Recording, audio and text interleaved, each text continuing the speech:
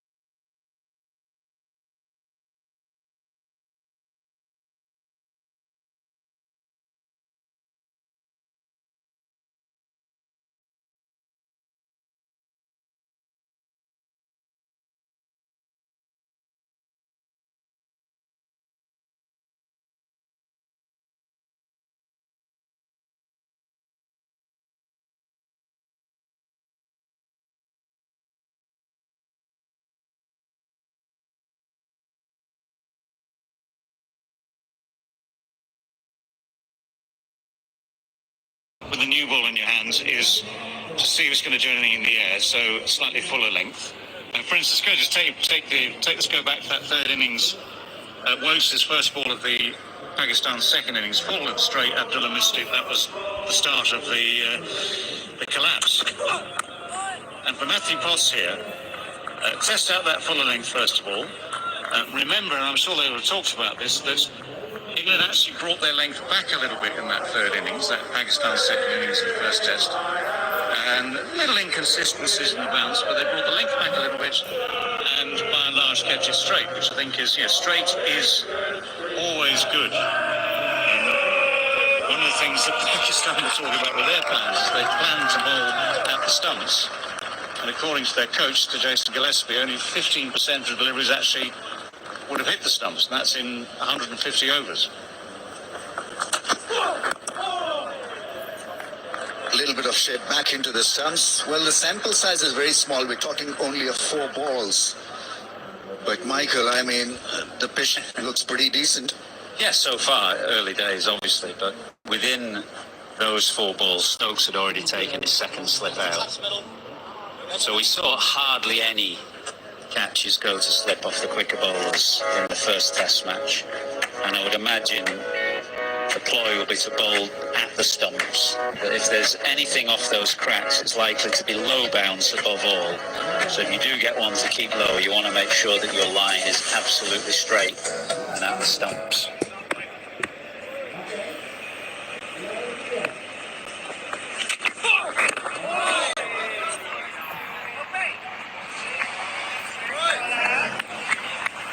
Short leg seems to be out of fashion. And I think on a pitch like this, where are a few cracks, I think short leg, especially against Saim Ayub, who goes hard at the ball at times, could be a little bit beneficial. Yeah, it's always straightforward as the captain and the bowlers making a choice. I mean, for instance, leg slip went out of fashion for a long, long time. It used to be in fashion before I was born, before I was playing. And it just disappeared. Good, decent start. Pakistan won without a wicket down. When my hair started to thin, I thought, am I going to have any hair left? After I gave subscribe कर दो यार भाई subscribe कर दो। जो लोग watch कर रहे हैं सब्सक्राइब लाजमी करके जाएं। जी मैच चलता रहेगा, बिल्कुल चलेगा मैच। सब्सक्राइब लाजमी करें यार। अभी तो शाबाश शाबाश शाबाश, सब्सक्राइब लाजमी कीजिएगा। मैच में वापस चलते हैं। Shot quite like that before. And it would have taken him probably his walk back to the pavilion on that day to work out there's probably not a good idea to try it again at any stage in the future either. It's just one of those complete aberrations that happens with maybe a little bit of pace off the ball. But he was in no position, no shape to do anything with that. So it's just one of those things to learn from, forget, and vow never to repeat.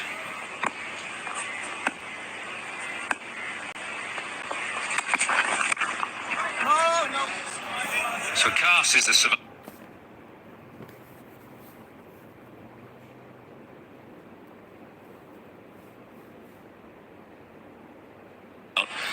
He was given a 3-month ban, so he didn't play much cricket in the English summer, whereas Wokes and Atkinson had played 6 test matches, 3 back-to-back against Sri Lanka. So they were in need of a break, whereas Cast is relatively fresh, as is Potts and Stokes. I think he's also, or can be good on a surface like this. Pulls a heavy ball, uses his shoulder, it's that natural back length. Yeah, in 2 minds.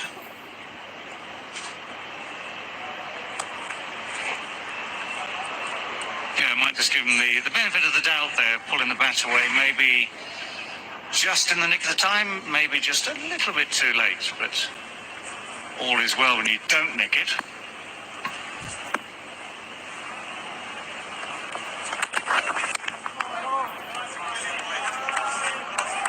They didn't get anything in the second innings. In the first test match, sleepwalking almost into that drive. No idea after fielding for over 800 runs what was happening out at the center, really. Kept low and threw bat and pad. Castled the stump.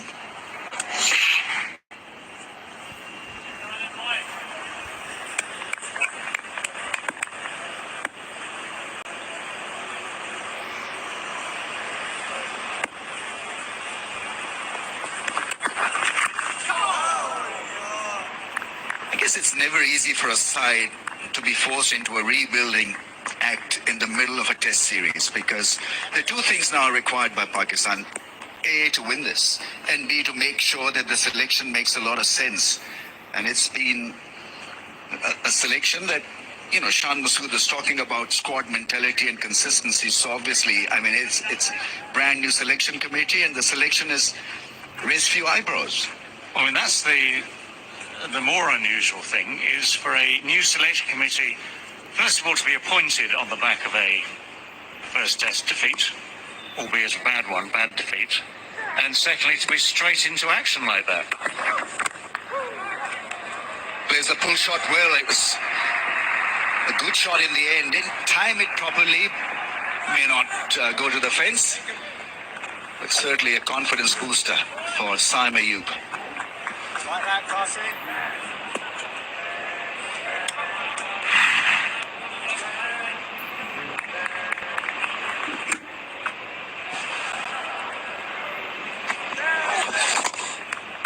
I think Pakistan must attack the shorter length up front.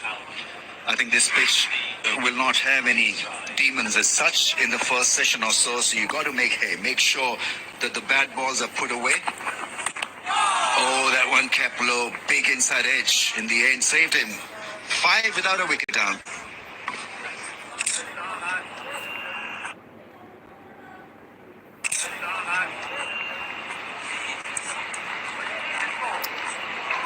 Just to give some idea of the confusion, though, around Pakistan's ploy in this test match, is that although they've gone for spin and 7 spinners just the one seamer, what they've actually done before this game is cut the pitches either side of the main strip. Now that's going to help reverse swing. That's going to give the ball a chance to scuff up as it gets thrown in. Now Pakistan don't want to help reverse swing because they've only got one seamer themselves, so there is an element of confusion around tactics and ploy that Pakistan have decided to try in this game. Any particular reason for the bowler to bowl round the stumps at this stage? I think just on the angle to try and be straight. So if they do get one to keep low, there's a much better chance of an LBW to the left-hander. If he's over the wicket, there's more of a chance, if he's looking to hit the pitch hard, that the ball will then pitch outside the line of leg stump. Whereas from round the wicket, he's got a much better chance of targeting the stumps and getting an LBW as well.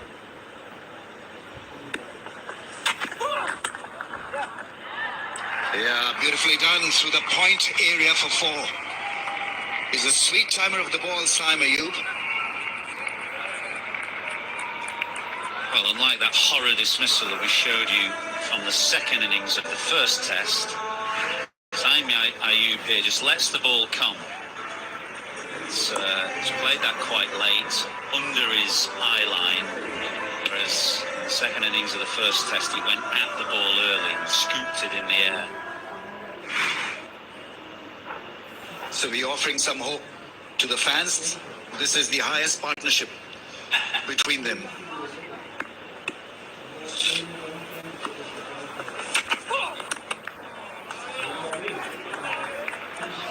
Ninth innings together as an opening pair.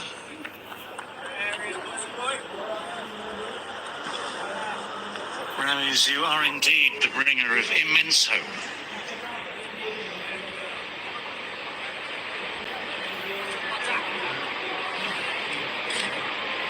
It's been a tough gig as far as opening partnerships or pairing is concerned. Average of 2.87.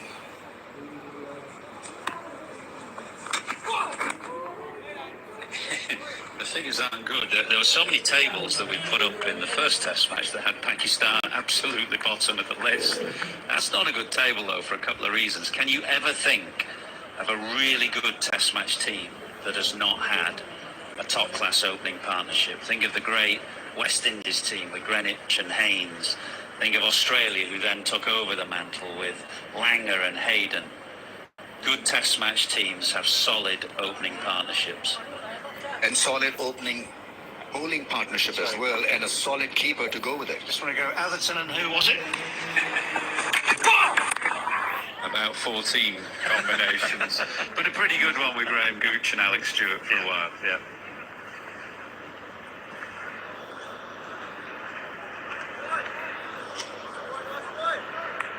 Not only are the partnerships important at the top, also I think it gives a sound vibe back into the dressing room that everything is under control, that we've got this covered. So it builds up confidence in the dugout.